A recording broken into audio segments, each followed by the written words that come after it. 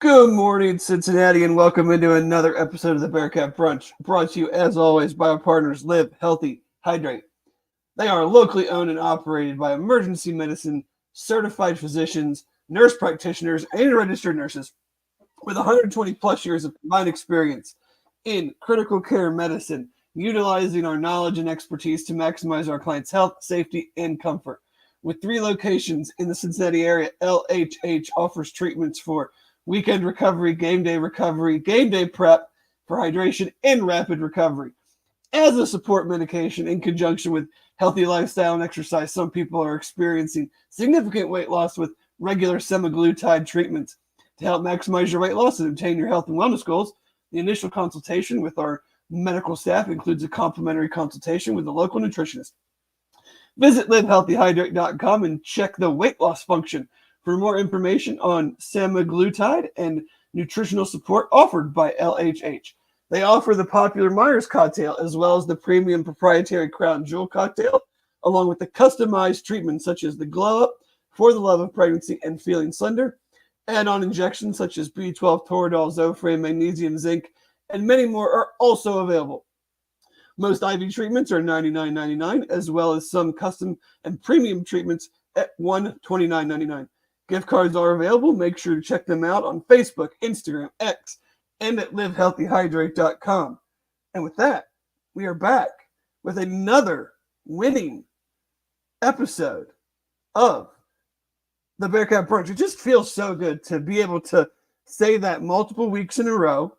It feels so good to be here in this house and say that the Bearcats, the Vols, and the Spartans all got wins, coupled with Kentucky, Louisville, UCF, Alabama, all taking. I mean, it's one of the best Saturdays that the Simone House has had. I don't know about you, Jeff, but I am in a wonderful mood on this, beautiful Sunday morning. I mean, it's a much better mood than we were week after week 1 year ago. Winning is fun. It fixes everything, Dave. I mean, just happy to be a Bearcats fan and happy to be on a Bearcats podcast. That's right. So, 24-14 win over Arizona State. Bearcats now 5-2 overall, 3-1 in the conference, puts them in, I guess, some sort of a tie for third or fourth or second, third. I don't know what the hell's going on with standings, and we can get into a bigger discussion on all that stuff and how potentially and I was one of them that was like, get rid of divisions, but now we're seeing with these huge conferences that not having divisions is causing some incredibly unbalanced schedules. I mean, but that's for another time. 24-14, Bearcats over Sun Devils. Your initial thoughts? I'm just happy we could close a game out.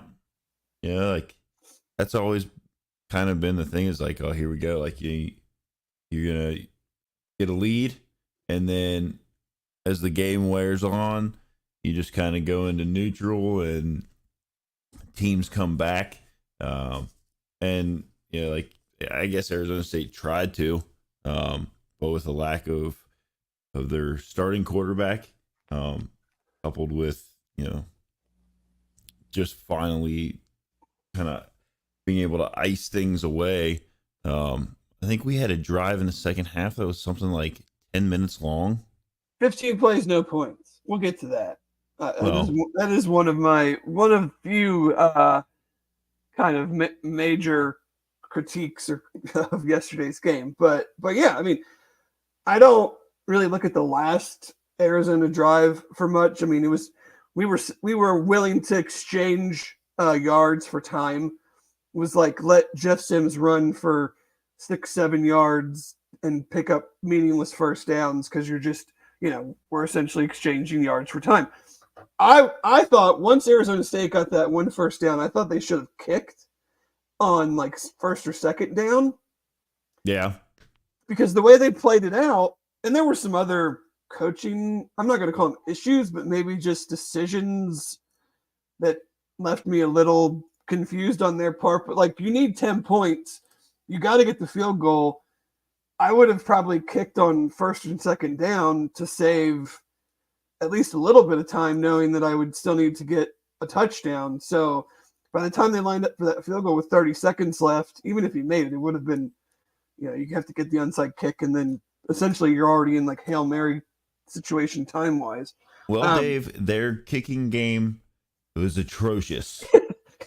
Yeah, I don't think I've ever seen a head coach like walk back comments so quickly, and he sent like 3 tweets last night. I mean, just I know that's kind of a separate thing, and people can quickly be in that situation where they're making those comments about whatever, but I mean, the dude wasn't lying.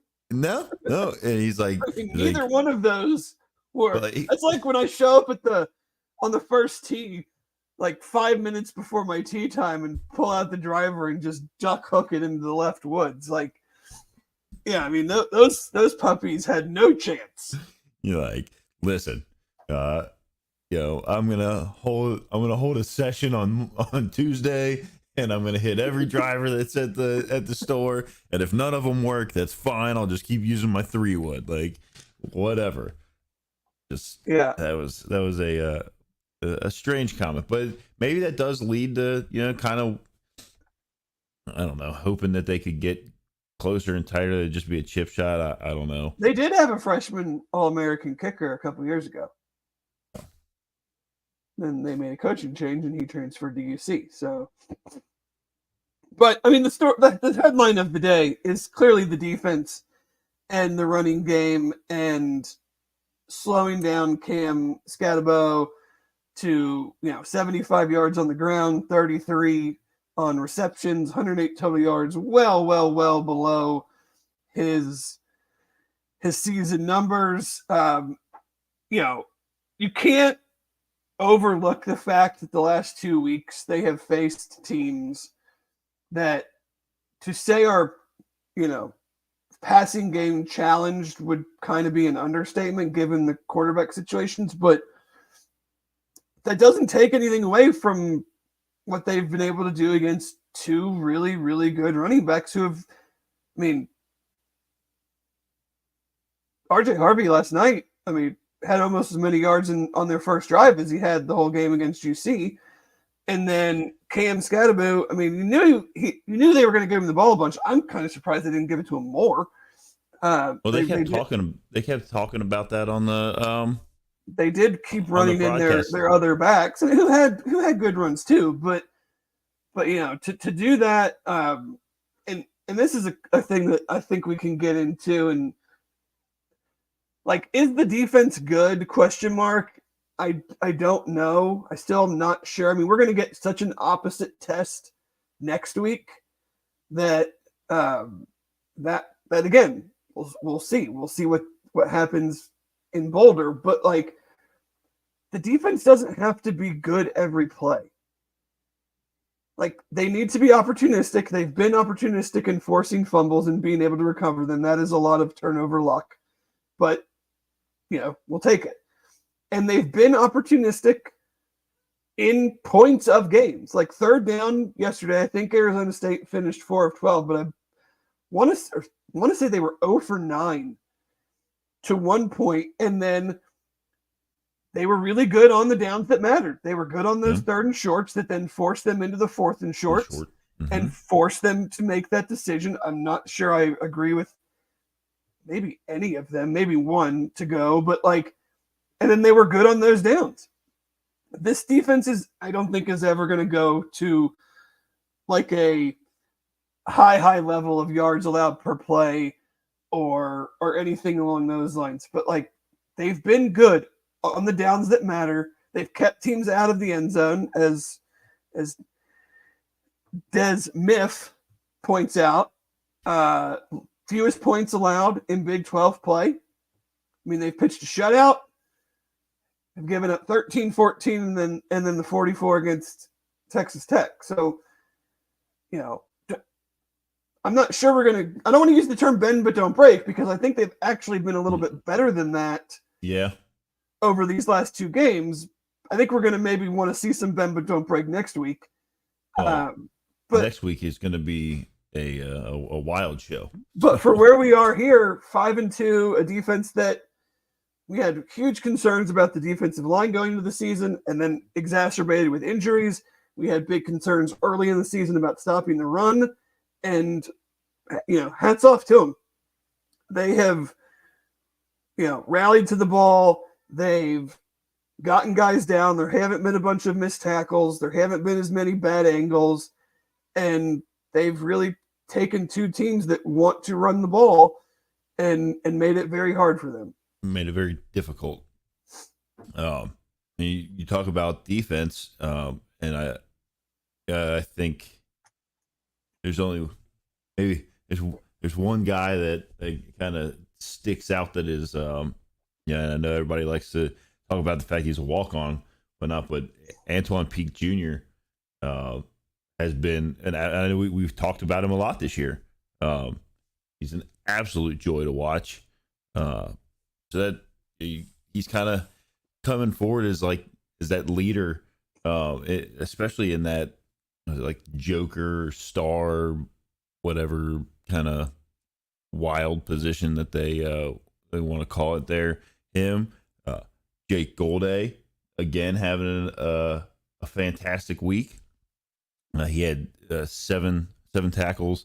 Was that one pass defensed, and a half of a tackle for a loss. And Jonathan Thompson, that was the other one that had a huge sack. I believe it was It was the fourth down. Was that maybe it wasn't a sack. It was either a sack or he stopped. They ran him out of bounds on one of them. Third and short play that they threw for some reason, and then they had to punt.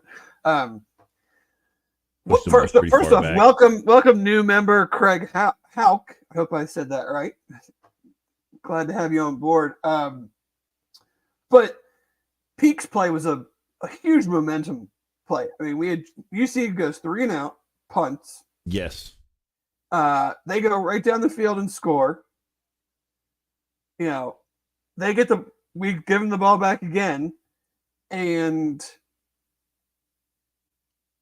makes the play, gets the ball back. UC takes it in 7-7, and then they're kind of off to the races in the first half. But the defense I feel like they got good pressure. I feel like they did a better job on. It didn't seem like they did as many designed RPO quarterback runs as UCF did. I mean, Sims got some yards, which it was more so on coverage being there, and then him taking off, and then he got a bunch of empty yards on that last drive. But the one deep ball that was pretty good coverage. You got to turn around, you got to play the ball better, but still a good play. But for the most part, again, I mean, the name of the game is situational. This team, I think, it's situational defensive football and just keeping points off the board. So I don't think we're gonna see like a bunch of 3 and outs, a bunch of just like havoc behind the line of you don't need to. No, I mean, like if you go look at game on paper for yet another week, UC's not. I mean, this is across offense and defense. It's not lit up with a bunch of green. It's right there in the middle. I think situational defense is a better term to use than bend don't break. It's kind of makes it sound smarter, right? That or like an opportunistic defense. Just very opportunistic defense is like we're not very good, but we get turnovers here and there. You make it happen because if you watch like the beginning of that game, if if neither team had labeling jerseys on, you would have thought that UC was the team that is playing at their normal 5 a.m. or whatever it was. Oh yeah, the beginning of the game. They just kind of look flat, out of sorts. I know that's whatever, like cliche to say, but like they just looked out of sorts. They didn't there was like kind of almost like they were, there's like, I don't know, five levels, and they were stuck on like level 3 of speed, of not being able to like kind of move very well. And then they give up the ball right off the rip, give it back, had to punt away, 3 and out, where they got like, I don't know, a yard, I think they picked up on the first drive that they had. And then they punted away, and Arizona State looks like it doesn't matter who their quarterback is. Walk right down the field, score. The pick that Sorsby threw on the next one, like they started moving the ball well. He was kind of slinging it around a little bit, and then you get to like 3rd and long, and the throw almost looked like a planned throw punt. I mean, well, it's 2 throws in a row. The UCF throw interception was kind of the same thing, where it just feels like he, on some of those balls now, maybe he's, I don't know, trying to be too accurate, too perfect with it. It's like the guy is not 7 yards open where you can just kind of like throw it up there, let him, run under it, catch it.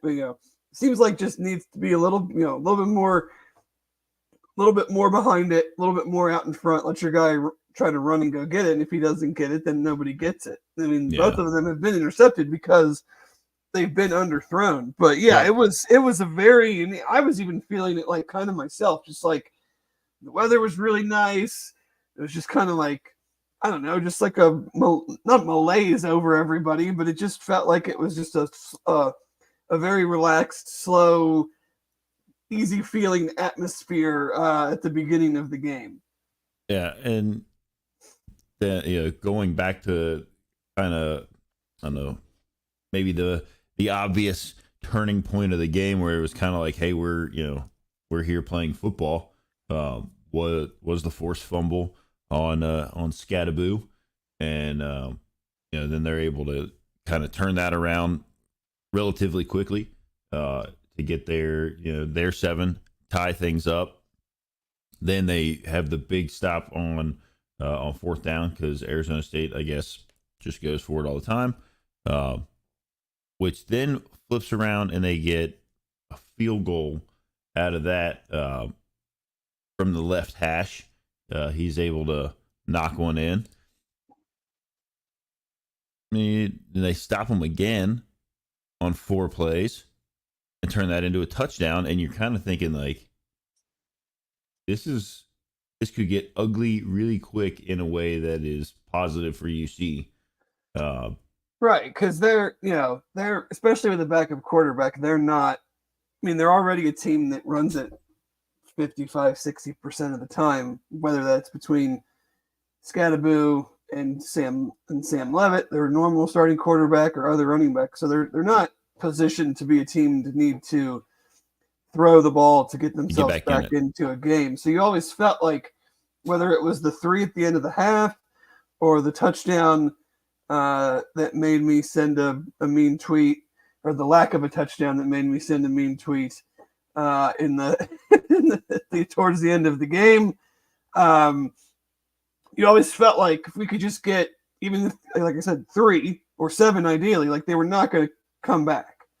But you kind of kept them in that range of, okay, if they score and then something goofy happens, they actually have a game. But offensively, you mentioned Sorsby interception, and then he ripped off like another long streak of consecutive completions, or was like 12 of 13. I mean, again, I thought he played fine. He played okay. He definitely had some really nice throws to Hendo and some tight windows on the sidelines to keep the chains moving. Had some nice throws in the middle of the field, but I think we ran the ball really well.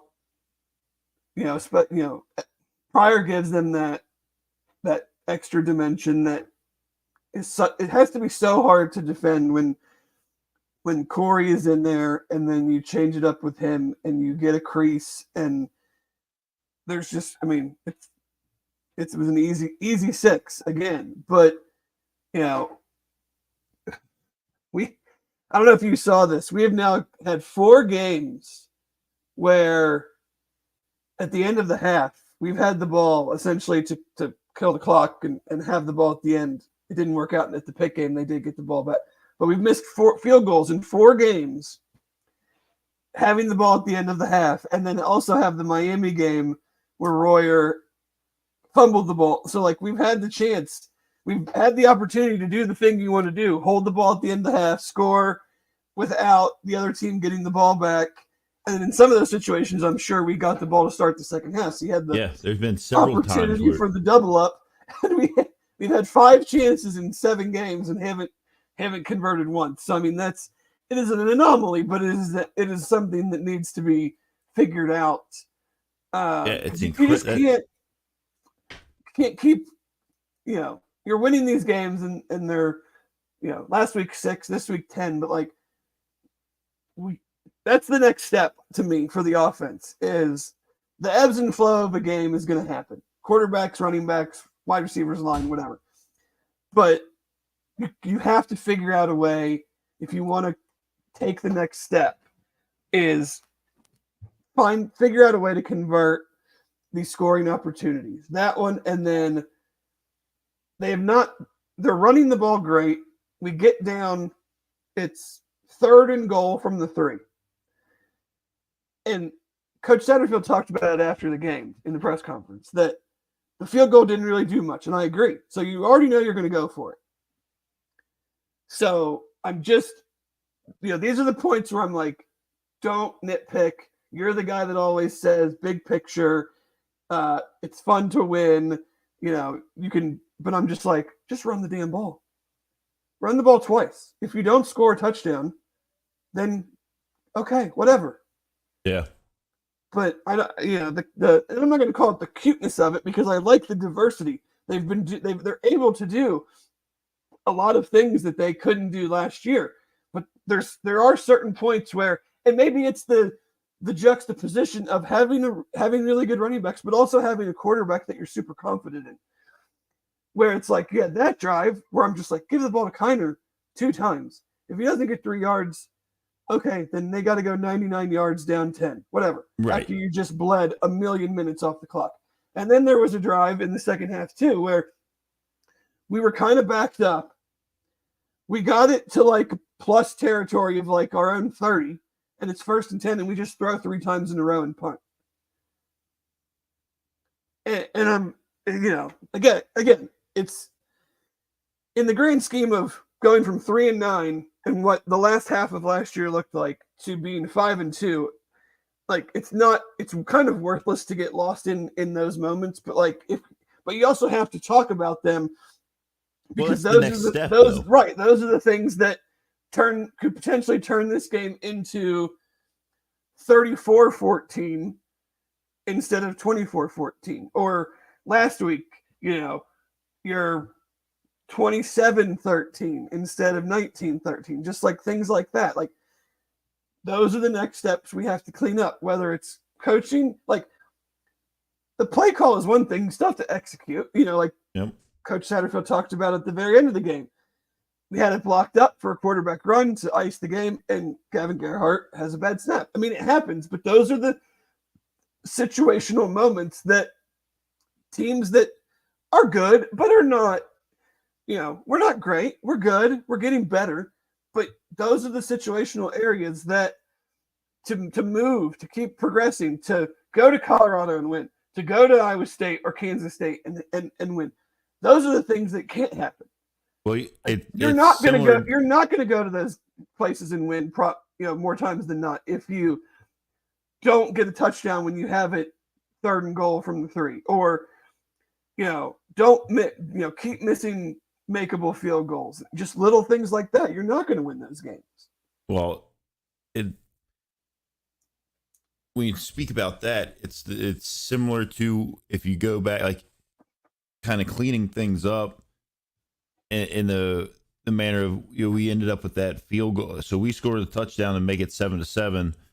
Then we stop them on 4th down on their next possession, and then we've got what I would consider relatively good field position there. Yeah, you're on their plus side of the 50. And you start off you've got positive plays, and then you get an unnecessary roughness, so you move back 15 yards from the thing. Then you get another big pass, and then I mean it was just a good play, kind of a freak play that on the it was like a reverse. Oh yeah, where the guy put his hand Like in, he had his hand, like luckily his the hand ball was out bounced to right back to Tony Johnson. it just had like that, and like he, I don't think he was like even swatting for the ball. It looked like he was going to make the tackle, and his hand just happened to be in the pitch lane. Yeah, more than likely. But a lot of that like kind of silliness is part of the start of that drive being kind of set in reverse, because I mean everybody loves the aggressiveness, but like when a play's over, like can't be launching dudes like 6 yards down the field. I didn't like the call. It wasn't over. It was yet. not good. They were still tackling him. He wasn't down. Yeah, and then the way that it appears is because he's going forward towards the ground, and then you've got like you blow up two dudes and launch them like shot puts across the tackle that's occurring. But I mean, like I said, like that's still kind of like stymies a chance there to move the ball down the field and get 7 instead of 3. And people can say that it's nitpicky and whining and complaining a little more than maybe they think you should, but that's how, I mean, where we're at now, moving from, like you said, like a team that won 3 games last year to a team that through 7 games has almost doubled the your 5 wins, with a very realistic chance of, out of the rest of them here, being bowl eligible. And I think when we talked about it as it's come up, like I mean, I think even like back to last year where we're like, listen, next year it's got to be 6 wins. I don't care where they come from.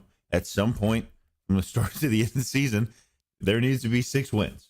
Yeah, I think there's no way you can not look at this team and say that they've made significant progress. Now you still have 5 games to go. Let's see what happens. I do want to say that the offense, whatever the defenses are doing, they have done a good job of like shutting down some of the big plays in the passing game.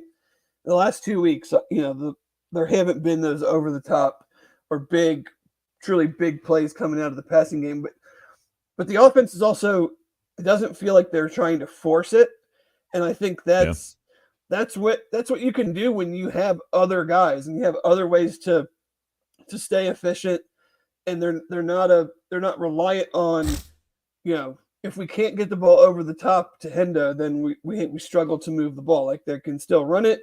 They integrated several more of those kind of like misdirection, like not jet sweep, but like jet screen or like inside screen plays, misdirections where you try to get everybody flowing, and then the guy is kind of cutting back against the grain. They integrated several of those yesterday.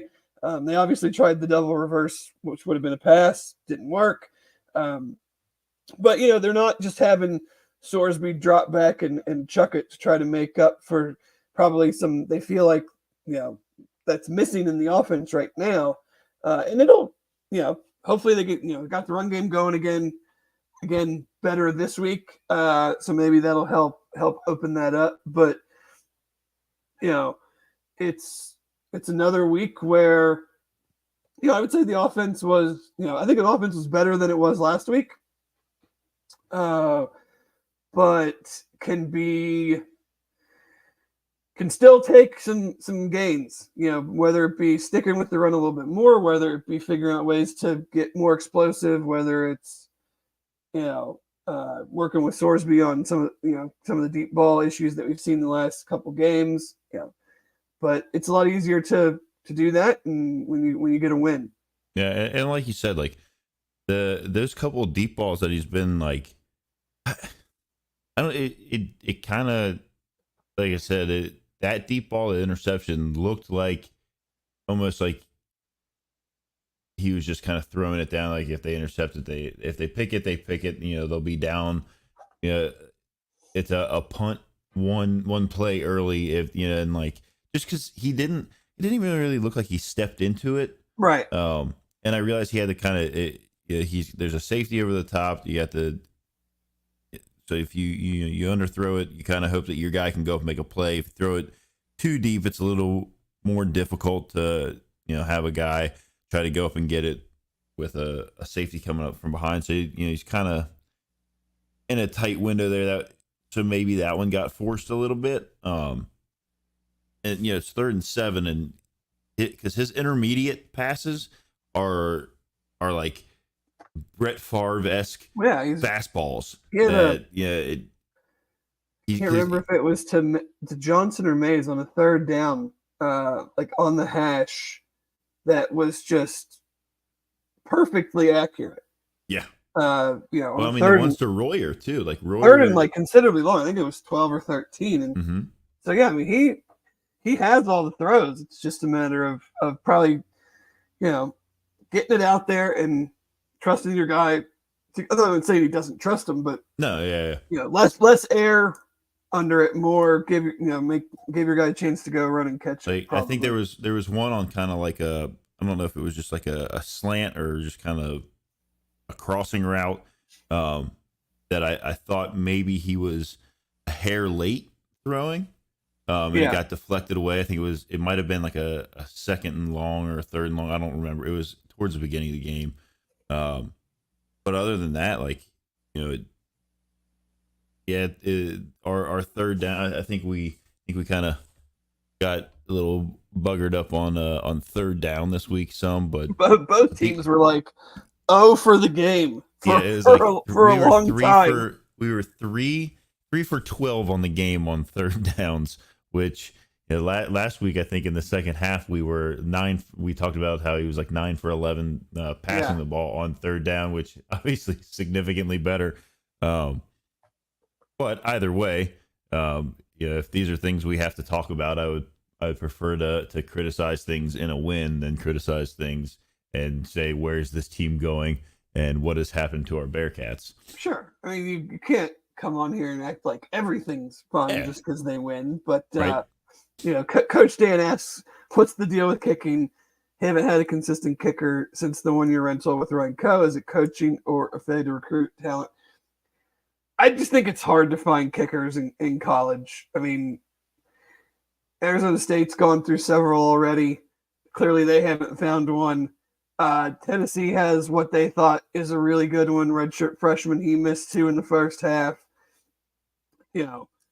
Carter Brown was good, was better than most college kickers last year.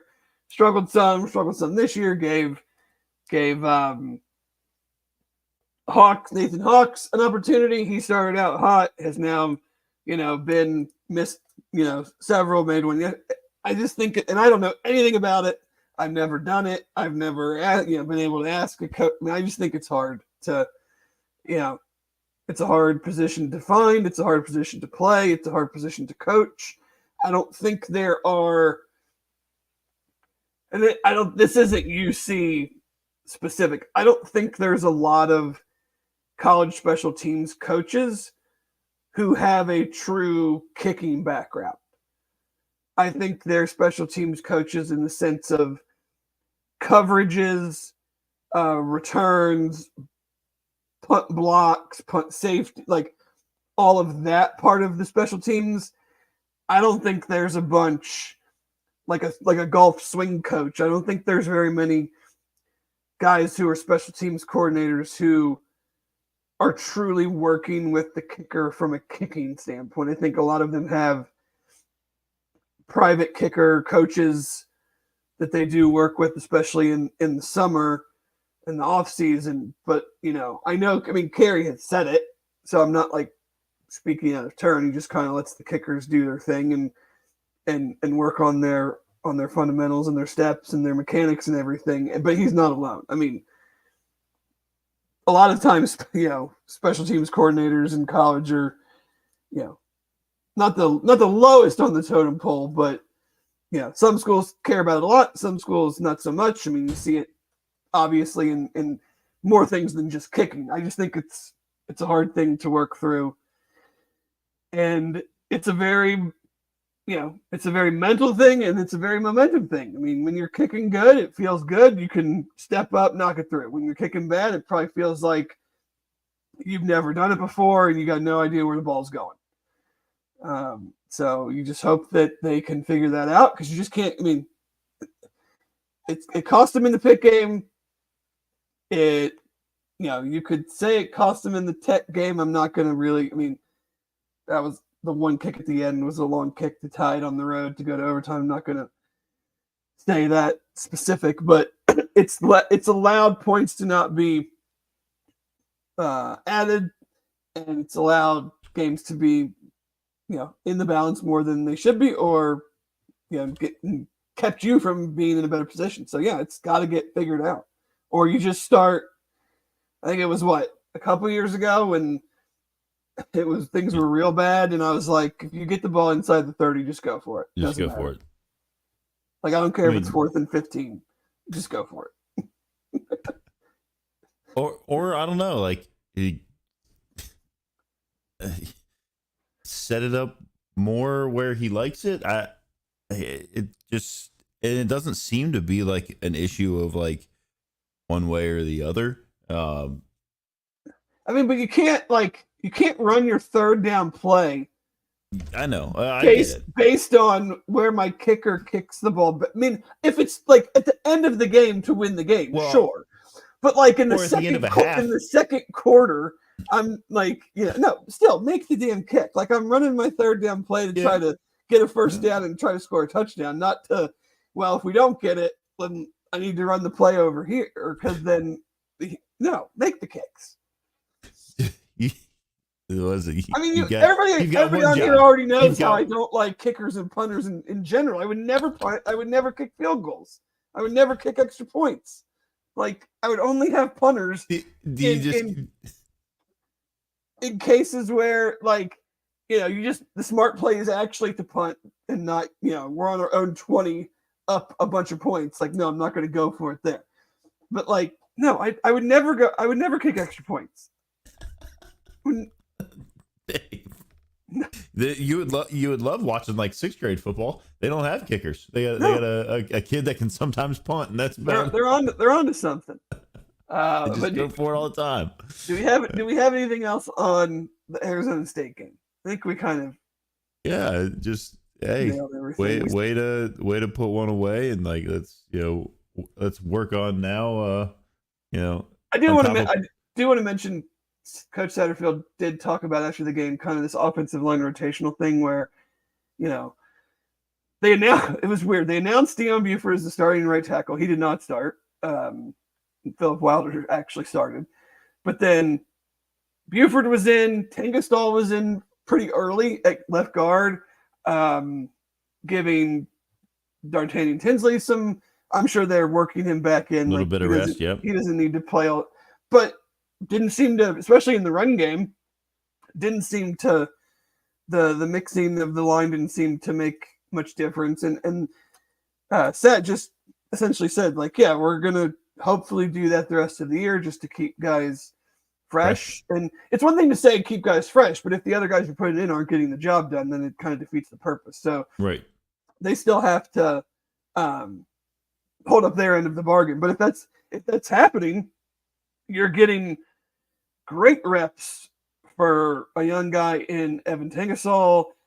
I think it's fair. It's pretty blatant or obvious to say that DeAndre Buford's gotten much better and is maybe more natural at guard. But even when he has kicked out to tackle outside of the Pitt game, where I thought they should have just helped him out a little bit more than they did, but he's been serviceable to good. Like they have what they've said that they've wanted, which is, they're kind of there with like a legit 7-8 guys that they can put in there and have confidence in.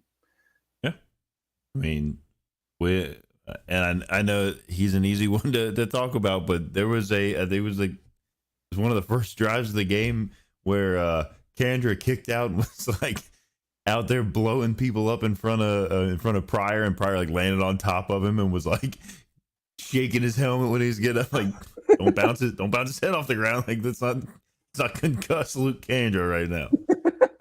Need that guy.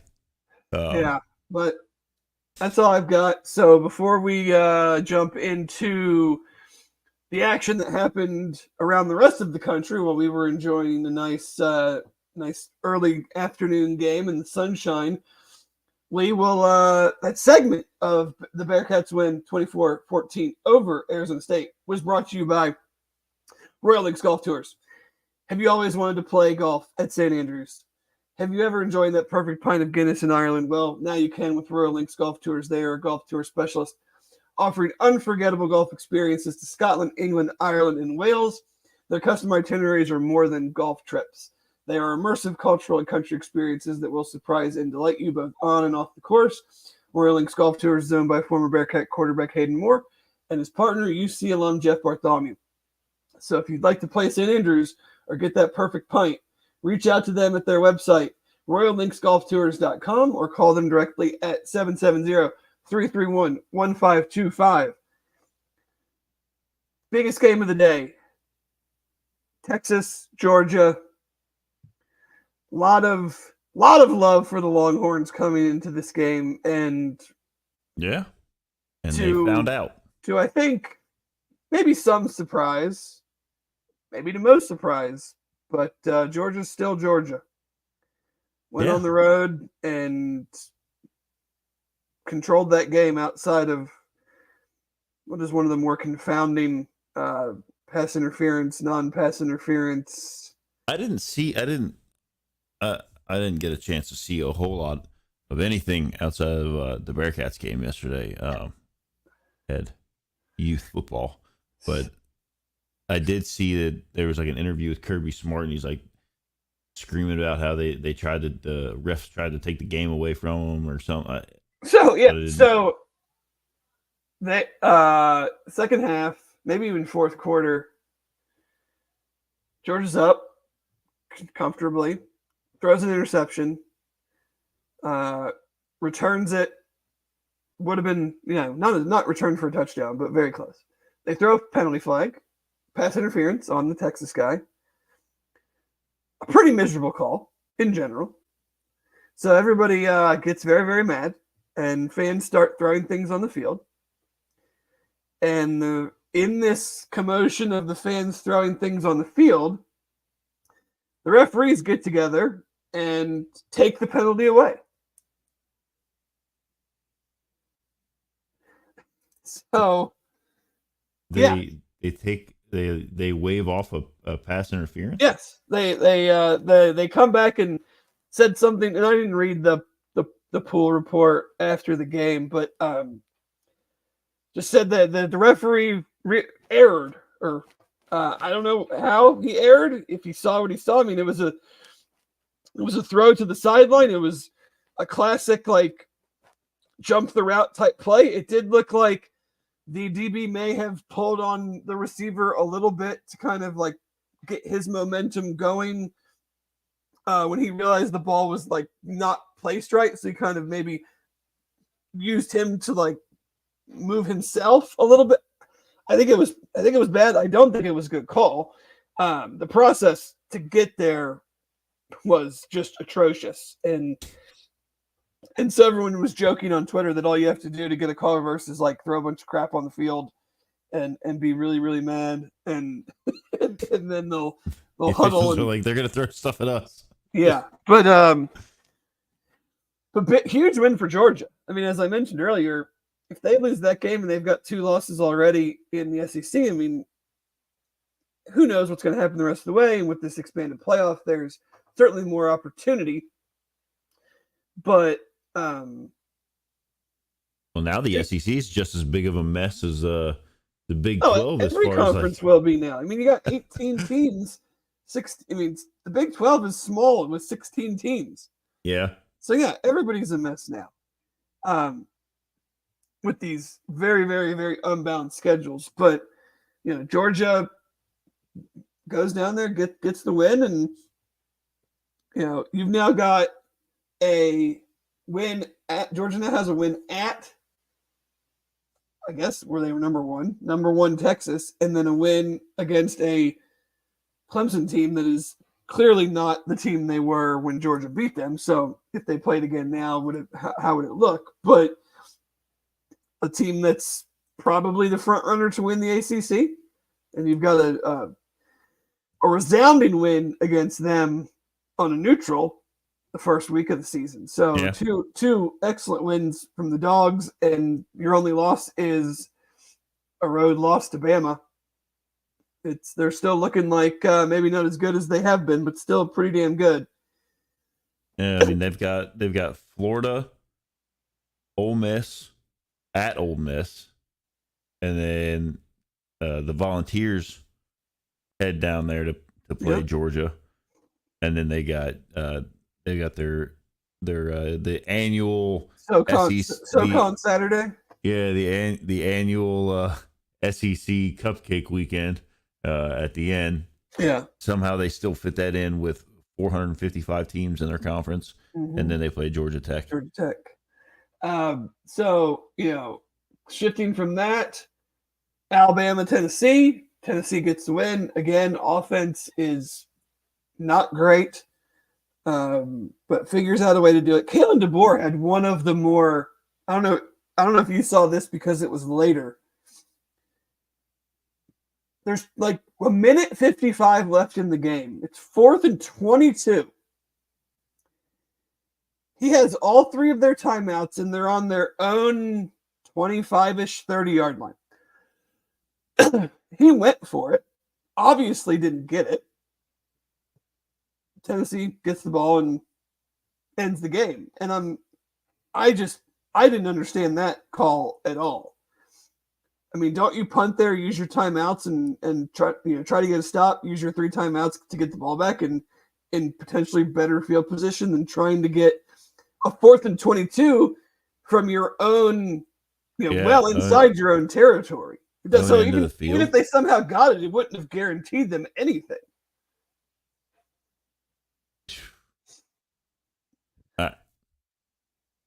That's not the program I've been watching for the last few years. There's going to be some people like, how do we get Nick back? What do we got to do? What does Miss Terry need? We cannot couple of Coca-Colas. It ain't even Halloween, and we already got 2 SEC losses. What is going on? I mean, they lose to Georgia, who's incredibly good, and they're talking about what the guy is wearing. That he looks like he coaches or dresses at Walmart. Like, that's the type of criticism that they were levying after one loss. Like, God, I mean, I'm telling you, they're gonna go in there. They're gonna have. He's gonna show up to work on Monday. His office is gonna be back to wood grain and a big comfy chair behind the desk. Yeah, that's gonna be it. He's not gonna have all these fancy LED lights and glass shelves. Nobody. We can't stand for that. While the boys in Tennessee are lighting up them cigars. Ugh, terrible. It looks I don't know if that's Aaron or Chad putting it in there. The guaranteed rate bowl projection right now is Cincinnati versus Wisconsin. Oh, buddy, that would be fun in a game that means nothing. I'd take that.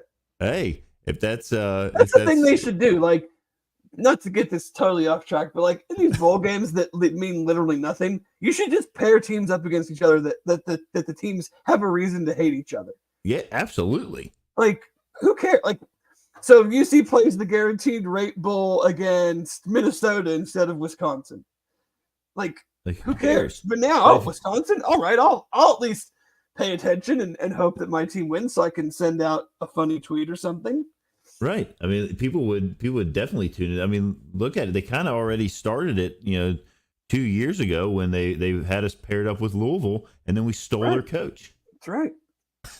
Or they gave him whatever it was. They were very happy that we took, but now one team is 5-2 and the other is not. So, joke's on you. I don't need to get into this game much, but the Oklahoma South Carolina game, Oklahoma's first 9 offensive plays, 3 of them resulted in South Carolina touchdowns. I don't think anything like that's ever happened, and they are an absolute mess. moving One into and three in the SEC are the Oklahoma Sooners. the SEC. Not going well for them. Kentucky, huge loss. They're terrible. Everybody hates Mark Stoops. Cormani McLean had a pick six at the end of that He game. did. I saw that. That's making me laugh. One other thing that made me laugh is, so last week in their post-game press conference or during the week, someone asked about a specific player not getting more carries, and Stoops said something about the guy doesn't tie his shoes, and they were like, really? And he's like, yeah. And so, of course, there's overreaction to like, well, what kind of team are we? What kind of discipline do we have?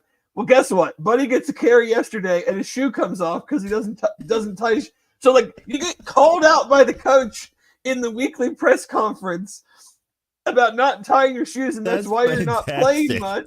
And then he rips up like a 20-yard carry, and but his shoe comes off. It's like, what is going on down there? And then Florida, who everybody's like had already fired, has already like moved on to looking for the next big thing or whatever. And was that back-to-back wins for Florida? No, they lost last week to Tennessee, but they had a freshman running back. Freshman running back score 5 touchdowns, and DJ Lagway, their quarterback, completed 7 passes for 259 yards. 7 for 259. What is this box score? Things are going well in the Commonwealth. What other games do you want to talk about? There were a bunch. I'm like kind of all over the place. When the Bearcats win, we talk a lot of Bearcats, and I'm not as focused on these other games. Well, my day was all thrown off because I got home. I slept for like 2 hours. We had a long trek out to the east side of town for youth football. It was like an hour drive out there, and then had to get back. I had to sleep again before I went to work. Come out my way. We were in Withamsville. So, like, oh yeah, that's by me. You could have said hello. Well, that's where we were at. We were at SVTM. They're behind whatever out that way. I almost had to Indiana, pack a suitcase. Again, I threw Indiana on the 6-pack this week. Wanted to see how they would do against what I thought was a real defense. 56 points. So either they are just a wagon, or everyone they're playing stinks, or maybe a combination. A little bit of both. But, I mean, beat Nebraska 56-7. Just beat the brakes off of them. Nebraska in the Wish.com version of Patrick Mahomes. Yeah, supposed to have a good defense. Miami, we mentioned Louisville already. Illinois, Michigan. Yeah, Michigan's quarterback situation. I mean, how much money are they going to pay for a transfer? Well, Dave Portnoy has already said that he will give them $3 million to go get a quarterback. Because, I mean, they've got to. Now, again, their defense is going to lose a bunch of guys to the NFL. But, yeah, I mean, they are hurting at the quarterback position. Yeah. Illinois had some pretty awesome uniforms, though. Did you like those? I'm like, they were nice, but I'm not a fan. I like the one-off kind of like the helmet was very detailed. I give them credit for that. Yeah, I mean, they're hand painted. They're hand painted. Oh.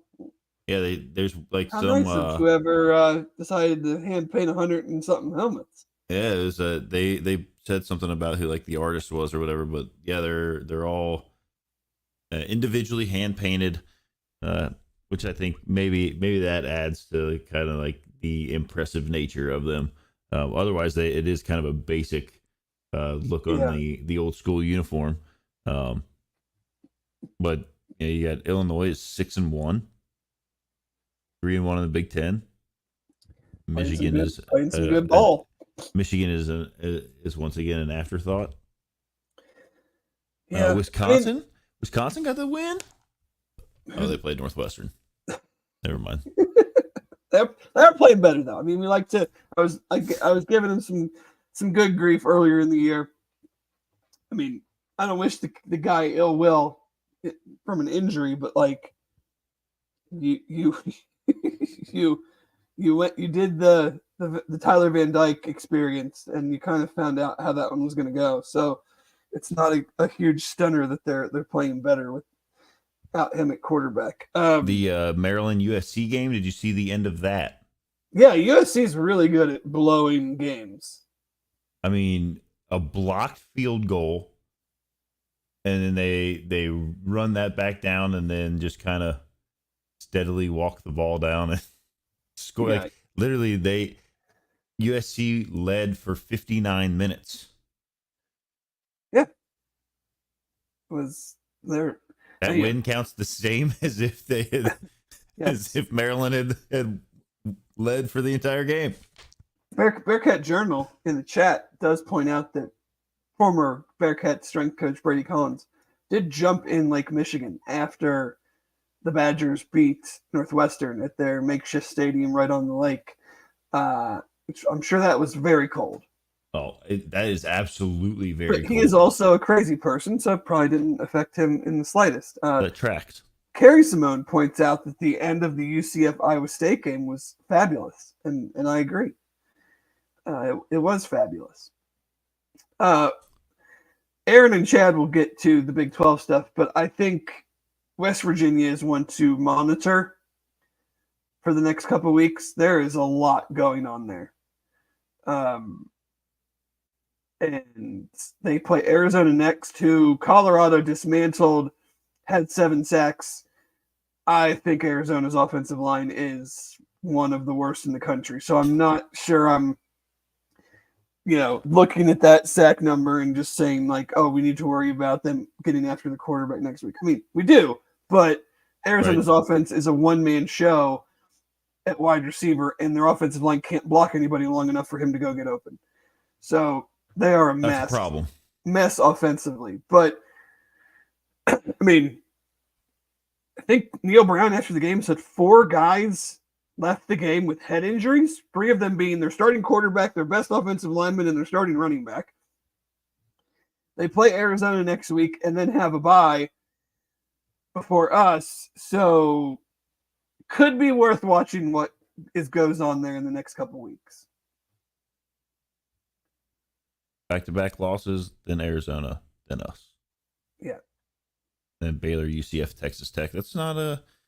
Baylor's putting up some points, got a big upset at Texas. I mean, the standings in the Big 12 are hilarious. Like, everybody had, BYU, Iowa State, Kansas State, Texas Tech, Cincinnati, and Colorado as like the top 6 schools, right? As the top. And then Oklahoma State at 0-4. Yeah. Yeah, it's nuts, and will continue to be. So, like I keep saying, taking results from one week and trying to say that means anything. Not sure that that's wise, but Bearcats keep playing well. I don't have really anything else from around the country that jumped out to me. It is nice, there is the joke running around now that it's now nip at noon, not nip at night. Nip at night. But I can't say I don't hate being able to come home and watch a bunch of football. Hey, I don't care what time they play as long as they keep getting wins. That's right, because what is winning? Winning is fun. It's true, and it takes care of everything. It does. Tiger Woods said that. Takes care of everything. So, did any Bearcats do anything worth noting last week? You're always my guy for that. I don't. Yeah, I don't have really anything. Do we have anybody? All right. Well, that is the call out to all you Bearcats listening to this before your 1:00 games kick off. Yeah, do something, and we'll talk about it. But hey, the segments get shrunk when the Bearcats win. I think everyone's on here to listen to us talk about the Bearcats winning, and we can run around the other thing is it wasn't like there was last week. We talked about it last week. There weren't any big. Last week was crazy. This week, you've got Georgia beat Texas, but it's not like that's super insane to think that could have happened. Well, no, it's two really good teams, and the result doesn't really change anything about their seasons. But that goes back to the same thing we said last week. Whenever that, like, give us more of these games in the regular season. Like, it's nice to see them, and it's nice to know that not only are they fun to watch in the regular season, but it's not going to like totally screw over a team going looking towards the end of the year in the postseason. So that's nice. All right. Well, I have not told you this. I will not be on this show next Sunday morning. I will be traveling in an airplane, or at least in an airport. Get yourself a Starlink at that time. Look it up.